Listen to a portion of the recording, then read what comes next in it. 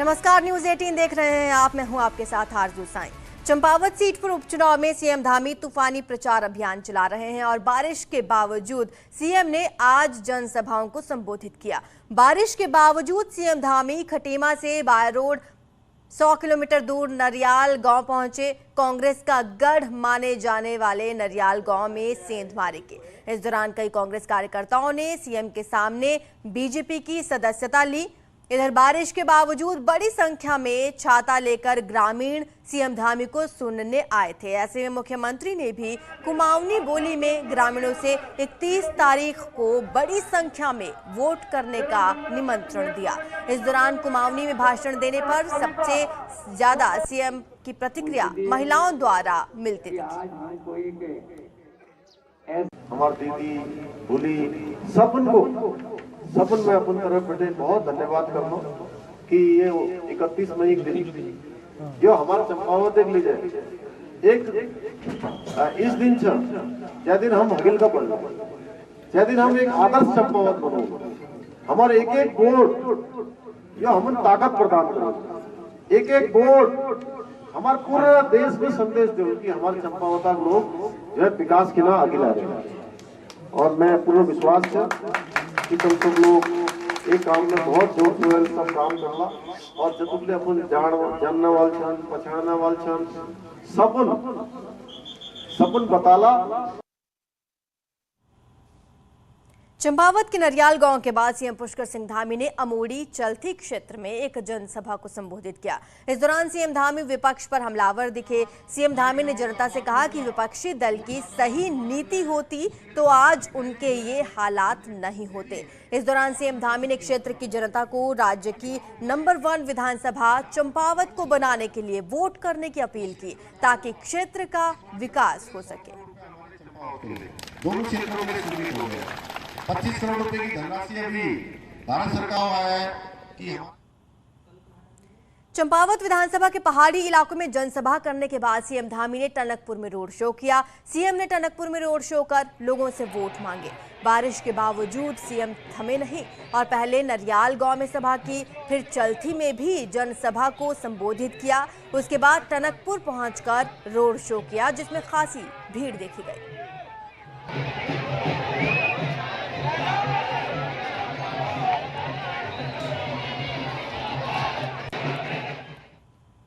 चंपावत कांग्रेस प्रत्याशी निर्मला गहतोड़ी के समर्थन में पूर्व सीएम हरीश रावत चंपावत विधानसभा के टनकपुर क्षेत्र में पहुंचे। इस दौरान रावत के साथ पीसीसी चीफ करण मेहरा और नेता प्रतिपक्ष यशपाल आर्या भी साथ में प्रेस वार्ता की।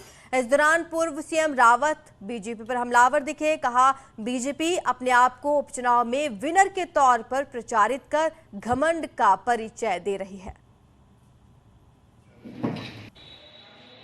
सत्तारूढ़ दल द्वारा ये बयान दिए जा रहे हैं, कहा जा रहा है चुनाव हुई स्टार्टिंग हुआ है, कहा जा रहा है कि बिल्कुल हम कहीं है ही नहीं, सब खत्म, केवल भाजपा ही भाजपा है। तो ये जो अहंकार है सत्तारूढ़ दल, वो अहंकार लोकतंत्र के लिए, उत्तराखंड के लोकतंत्र के लिए अच्छा है। 23 मई को धामी सरकार का 2 महीने का कार्यकाल पूरा हो गया, यानी कि सरकार ने 100 दिन का जो रोड मैप बनाया था उसके 60 दिन कंप्लीट कर लिए हैं। इन 60 दिनों का पूरा लेखा जोखा के साथ अगले 40 दिन का सरकार का क्या रहने वाला है रोड मैप, ये रिपोर्ट देखिए। 23 मार्च को सीएम पुष्कर सिंह धामी ने दोबारा सत्ता संभाली तो पार्टी हाईकमान और जनता की उम्मीदों पर खरा उतरने की चुनौती भी मिली। लिहाजा सरकार ने अपने 100 दिन का रोड मैप सेट किया और फिर काम में जुट गए। शुरुआती 60 दिनों में मंत्रियों की ताबड़तोड़ मीटिंगें इसकी बानगी भरें। मंत्री सुबोध उनियाल का कहना है कि हमने विभागों को पार्टी का विजन डॉक्यूमेंट सौंपा है और कहा है कि इसे गीता मानकर काम करें।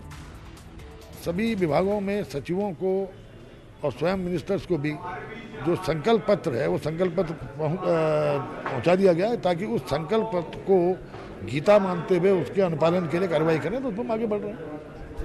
Common civil code, Manaskhand corridor, साल में 3 गैस सिलेंडर फ्री जैसी योजनाओं पर तो काम हुआ ही, फोकस खास तौर पर गुड गवर्नेंस पर रहा। इस दौरान 4 से ज्यादा अफसर विजिलेंस के हत्थे चढ़े। भ्रष्टाचार में लिप्त 2 सीनियर IFS सस्पेंड किए गए तो देरी से ऑफिस आने वाले RTO को भी तत्काल प्रभाव से निलंबित कर दिया गया। और जल्दी जब हम 100 दिन का हम जब अपना टास्क पूरा करेंगे तो आपको सभी विभागों की और सरकार की एक छवि को नए पृष्ठभूमि में आपको देखने को मिलेगा, ये मैं आपको विश्वास दिलाता हूँ। सचिवालय हो या जिला मुख्यालय में अधिकारियों की मीटिंग के दिन फिक्स कर दिए गए हैं। 60 दिन के कामकाज का इम्पैक्ट क्या रहा, 3 जून को चंपावत उपचुनाव के परिणाम से इसका आकलन हो जाएगा। नतीजे अनुकूल रहे तो अगले 40 दिन सरकार के लिए और भी चुनौती भरे होंगे। जनता की उम्मीदों का पहाड़ होगा तो 4 धाम यात्रा और मानसून काल उसके सामने 2 बड़े चैलेंज भी होंगे। न्यूज़ 18 के लिए देहरादून से सुनील नवप्रभात की रिपोर्ट। और चलिए बड़ी खबर की बात कर लेते हैं। विधानसभा चुनाव में आम आदमी पार्टी के मुख्यमंत्री फेस रहे कर्नल अजय कोठियाल बीजेपी में शामिल होंगे। मंगलवार या फिर बुधवार को कोठियाल की बीजेपी में ज्वाइनिंग हो सकती है। बीजेपी के पार्टी ऑफिस में कोठियाल की ज्वाइनिंग होगी। अभी कुछ दिन पहले कर्नल कोठियाल ने आम आदमी पार्टी से अपना इस्तीफा दे दिया था और अब वो बीजेपी में शामिल होने जा रहे हैं। आपको एक बार फिर बता दें, आम आदमी पार्टी का CM फेस रहे हैं कोठियाल।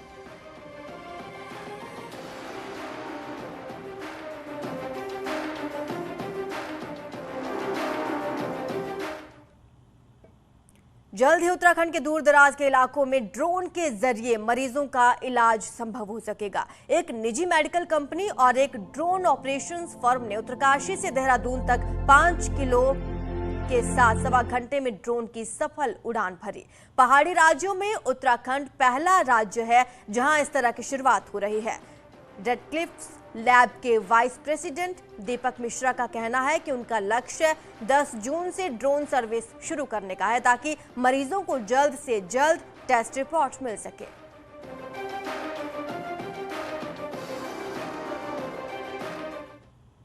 राज्य में पर्यटन गतिविधियों को बढ़ाने के लिए पौड़ी जिले में टूरिस्ट सर्किट बनाया जाना था और पर्यटन मंत्री सतपाल महाराज इसे बार बार कहते भी रहे, लेकिन क्योंकि स्यूसी और सतपुरी में बनने वाली प्रस्तावित झीलों के लिए प्राइमरी तौर पर मिले 30 लाख रुपए का इस्तेमाल ही नहीं किया गया और हालत ये है कि 30 लाख की ये रकम सिंचाई विभाग ने सरेंडर कर दी है। हैरानी की बात ये भी है कि पर्यटन के साथ सिंचाई विभाग भी सतपाल महाराज के ही पास है, लेकिन दोनों विभागों में आपसी समन्वय नहीं होने के चलते दोनों ही विकास योजनाएं ठप हो गई हैं। विभाग सरेंडर की बात कह रहा है, लेकिन मंत्री सतपाल महाराज अभी भी इसे नहीं मान रहे।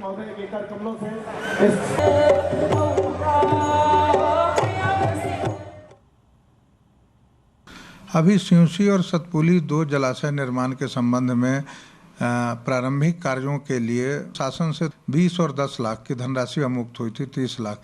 चूँकि हमें पर्यटन से कोई कंसेप्ट नोट नहीं प्राप्त हुआ, इसलिए वो धनराशि भी हम लोग सरेंडर कर दिया। जैसे ही पर्यटन विभाग से कॉम्प्रिहेंसिव कंसेप्ट नोट प्राप्त होता है, उक्त प्रोजेक्ट की वित्तीय और प्रशासनिक स्वीकृति के लिए शासन को प्रेषित कर दिया जाएगा। सरेंडर नहीं किए गए हैं, वो झील बन रही है, आप चिंता ना करें, आपको वहां पर बोटिंग कराएंगे। कृषि मंत्री गणेश जोशी ने रुद्रपुर में TDC, जीबी पंत यूनिवर्सिटी और मंडी निदेशालय के अधिकारियों के साथ अलग अलग समीक्षा बैठक की। उन्होंने तलख तेवर में अधिकारियों को कार्यशैली में सुधार लाने की हिदायत दी। मंत्री ने अधिकारियों से TDC को घाटे से उबारने के लिए की गई कार्रवाई, बीज बिक्री बढ़ाने के लिए किए गए कामों पर सवाल पूछे तो अधिकारी बंगले झांकने लगे। उन्होंने अधिकारियों से मंडियों की आय बढ़ाने के लिए कार्य योजना बनाकर उस पर गंभीरता से कार्य करने के निर्देश दिए। उन्होंने कहा कि वे जल्द दोबारा आएंगे और दिए गए निर्देशों पर की गई कार्रवाई का ब्यौरा लेंगे।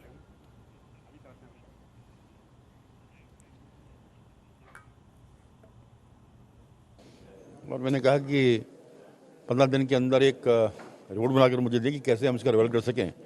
एक समय ऐसा था कि TDC का एक नाम होता था और आज उसकी स्थिति ठीक नहीं है। और जो मुझे देखने में आया कि कर्मचारियों की काम करने की मानसिकता मुझे यहाँ पर दिखाई दी, उसके लिए उनको इंस्ट्रक्ट किया है। देहरादून से खबर है, यहां वक्फ बोर्ड की संपत्तियों की जांच होगी और समाज कल्याण मंत्री चंदन रामदास ने इसकी जांच के आदेश दे दिए हैं। राज्य में वक्फ बोर्ड के पास 4000 से ज्यादा संपत्तियां हैं और इन संपत्तियों की कीमत करीब 1.25 लाख करोड़ से ज्यादा है। अब वक्फ बोर्ड की संपत्तियों की जांच के आदेश दिए गए हैं। वहीं 192 मदरसों की पहले ही जांच चल रही है।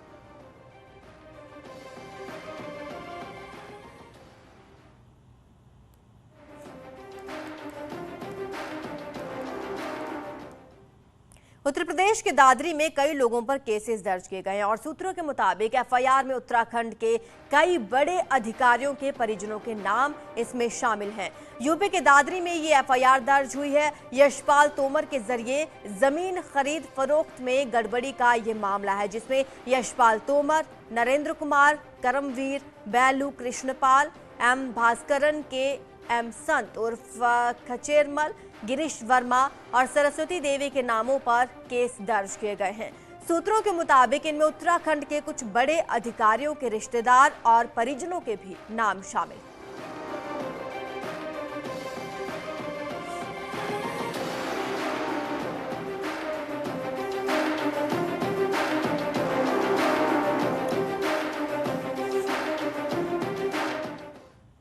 उधम सिंह नगर में फायरिंग की घटनाओं का ग्राफ तेजी से बढ़ रहा है। ताजा मामला रुद्रपुर के दानपुर गांव का है, जहां एक दबंग ने बेची गई जमीन पर कब्जा मांग रहे पीड़ित पर पत्नी और बच्चे के सामने न सिर्फ पिस्टल तान दी, बल्कि 1 मिनट में 4 बार हवाई फायर किया। अचानक हुई फायरिंग की घटना से ग्रामीणों में डर का माहौल हो गया और आरोपी हवा में पिस्टल लहराता हुआ अपनी पत्नी के साथ स्कूटी पर बैठकर फरार हो गया। ये पूरी वारदात वहां लगे सीसीटीवी में कैद हो गई है, जिसमें दबंग की गुंडागर्दी साफ तौर पर देखी जा सकती है। पीड़ित जोगेंद्र ने बताया कि उसने एक महिला से प्लॉट खरीदा था, लेकिन प्लॉट पर कब्जा नहीं दिया जा रहा था और इसी को लेकर महिला और उसके पति से बातचीत के बाद विवाद हो गया। उसी में मेरा यहाँ पे लगा दिए पिस्तौल, 2 पिस्तौल था, एक लगा दिया, फिर बाहर आके गोली चला लिया। वहाँ अंदर मेरे को यहाँ ऐसे पकड़ के यहाँ पे गोली लगा दिए थे, पिस्तौल लगा रखे थे। जिनने गोली लगाई थी वो प्लॉट का मालिक थे। क्या नाम था? वो प्लॉट का मालिक जो है उनका नाम नीतू है, उनका पति का नाम मुझे पूरा पता नहीं है। कितने राउंड फायरिंग हुई? 4 राउंड फायर हुए। पिथौरागढ़ कॉलेज को कैंपस में तब्दील किए जाने पर सियासत गरमाने लगी है। छात्र तो इस फैसले के विरोध में पहले से ही खड़े थे, मगर अब विपक्ष भी महाविद्यालय को कैंपस बनाए जाने के खिलाफ नजर आ रहा है। पिथौरागढ़ कॉलेज कुमाऊं ही नहीं बल्कि राज्य के सबसे बड़े महाविद्यालयों में शुमार है। छात्र संख्या के लिहाज से यह हल्द्वानी के बाद दूसरे नंबर का कॉलेज है। सरकार ने अल्मोड़ा विश्वविद्यालय बनाने के साथ ही इस कॉलेज को कैंपस बनाने का ऐलान किया था, लेकिन अब जब कैंपस बनाने की प्रक्रिया शुरू हो रही है तो विरोध भी तेज होने लगा है। छात्रों के साथ ही स्थानीय विधायक भी महाविद्यालय को कैंपस बनाने के विरोध में खड़े नजर आ रहे हैं। कैंपस ना बने, इस पिथौरागढ़ महाविद्यालय को कैंपस ना बनाया जाए। और पूर्व में सरकार ने कहा था कि पिथौरागढ़ में नया डिग्री कॉलेज खुलेगा, तो नया डिग्री कॉलेज तो खुला नहीं है। अगर कैंपस बनाएंगे तो आने वाले समय में हमारे बच्चों को दूरगामी बहुत नुकसान होने वाला है। लेकिन इतना विरोध करने के बाद भी, विरोध अभी से नहीं है, विरोध बहुत पहले से चला आ रहा है, फिर भी सरकार इस पे आगे की आगे कार्रवाई करते जा रही है कैंपस बनाने पे। हमारा पुरजोर विरोध है कि इस कॉलेज को कैंपस न बनाया जाए, क्योंकि हमारे बच्चों का भविष्य बहुत संघर्षमयी हो जाएगा, क्योंकि उनको पढ़ने के लिए अन्यत्र जाना पड़ेगा। चाहे जिले के अंदर भी जाएं तो उन्हें धारचूला, मुंशियारी, बलवाकोट, कणाछीना, नारायण नगर जाना पड़ेगा। असल में पिथौरागढ़ में यूनिवर्सिटी बनाने की मांग लंबे समय से रही है। ये मांग तो अब पूरी नहीं हुई है, लेकिन स्थापित कॉलेज को कैंपस में तब्दील जरूर किया जा रहा है। विरोध में खड़े संगठनों की मांग है कि कॉलेज को कैंपस में तब्दील किए जाने के बजाय नया कैंपस खोला जाए। ये नहीं, कैंपस बनने के बाद सीमित संख्या में छात्रों को प्रवेश और फीस में भारी इजाफे का डर भी कईयों को परेशान कर रहा है। हालांकि हायर एजुकेशन मिनिस्टर इस बात से साफ इनकार भी कर रहे हैं। आज मैंने कह दिया है कि जितने बच्चे एडमिशन लेना चाहते हैं, कोई बच्चा पढ़ाई से वंचित नहीं रहेगा और फीस भी जो है उतनी ली जाएगी जो फीस सरकारी डिग्री कॉलेज में, उतनी फीस यहाँ ली जाएगी। यूजीसी के मानकों के हिसाब से कैंपस कॉलेज में छात्रों को एडमिशन, फैकल्टी और इंफ्रा के अनुपात में मिलता है। ऐसे में हायर एजुकेशन मिनिस्टर ये भी दावा कर रहे हैं कि अगर छात्र संख्या बढ़ी तो फैकल्टी भी बढ़ाई जाएगी। ऐसे में अब देखना यह है कि विरोध और पक्ष में कोई बीच का रास्ता निकलता है या फिर सियासी माहौल यूं ही गरमाया रहता है। न्यूज़ 18 के लिए पिथौरागढ़ से विजयवर्धन उप्रेती की रिपोर्ट।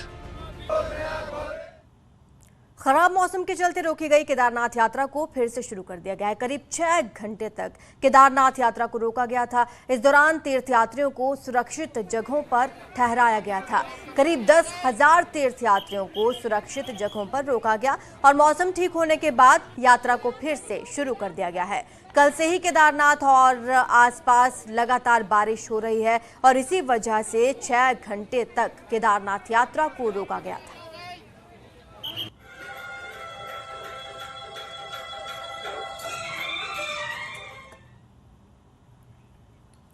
3 मई को शुरू हुई चारधाम यात्रा में पहले 20 दिन में ही भक्तों की संख्या 8 लाख के पार पहुंच गई है। सबसे ज्यादा केदारनाथ धाम के लिए भक्तों में ललक दिख रही है। अब तक 3,18,000 यात्री केदारनाथ के दर्शन कर चुके हैं, तो वहीं बद्रीनाथ धाम में भी लाखों की संख्या में लोग पहुंच चुके हैं। 20 जून तक यात्रा में ये रफ्तार दिख सकती है। हालांकि उसके बाद मॉनसून में कुछ कमी होगी। पुलिस का कहना है कि रजिस्ट्रेशन प्रोसेस से व्यवस्थाएं ठीक चल रही हैं।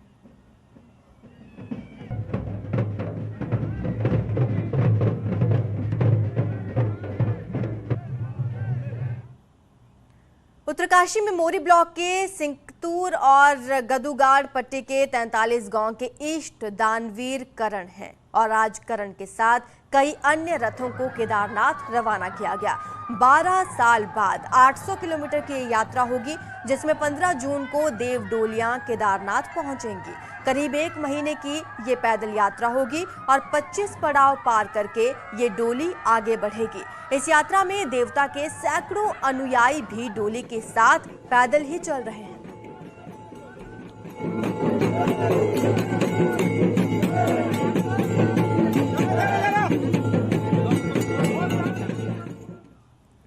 उत्तरकाशी में बंद यमुनोत्री हाईवे को अब खोल दिया गया है। रानी चट्टी और स्यान चट्टी के बीच भू धंसाव के चलते हाईवे बंद कर दिया गया था। अब हाईवे को पूरी तरह से खोल दिया गया है। छोटी गाड़ियों के साथ बड़ी गाड़ियों के लिए भी अब हाईवे खोल दिया गया है। इस दौरान रोड बंद होने से फंसी करीब 150 से ज्यादा बड़ी गाड़ियों को भी निकाल लिया गया है।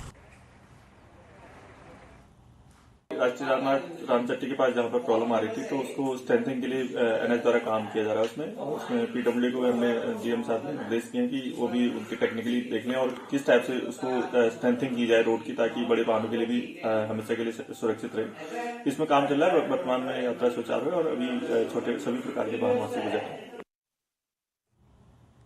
पिथौरागढ़ जिले के ऊंचाई वाले इलाकों में गर्मी के सीजन में भी बर्फबारी हुई। चाइना से सटी व्यास और दारमा घाटी में मौसम बदलने पर जमकर बर्फबारी हुई। भारी बर्फबारी के कारण इन इलाकों में पारा भी काफी गिर गया है, जबकि निचले इलाकों में जमकर बारिश हुई। व्यास और दारमा घाटियां इन दिनों आबाद रहती हैं, लेकिन बर्फबारी होने से लोगों की दिक्कतें बढ़ी हैं। ये बात अलग है कि इन इलाकों में गए सैलानियों के गर्मियों में गिर रही बर्फ किसी चमत्कार से कम नहीं। फिलहाल रुकेंगे छोटे से ब्रेक के लिए, जल्द हाजिर होंगे।